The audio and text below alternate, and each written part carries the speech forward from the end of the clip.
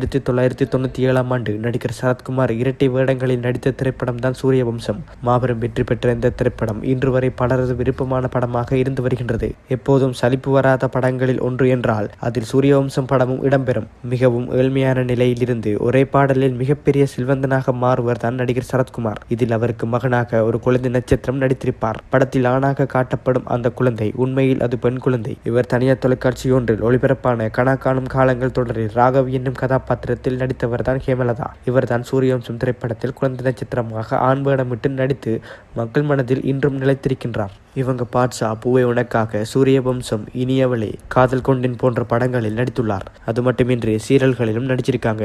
சித்தி, மனைவி, புகுந்த வீடு, தென்றல் போன்றவையா. இந்நிலையில் தற்போது இவரனுடைய புகைப்படம் ஒன்று வெளியாகி வைரலாகி வருகின்றது. இந்த புகைப்படத்தினை பார்த்த ரசிகர்கள் சூரியவம்சம் குட்டி குழந்தையாக நடித்திருந்த இந்த குழந்தை ஒரு பெண்ணா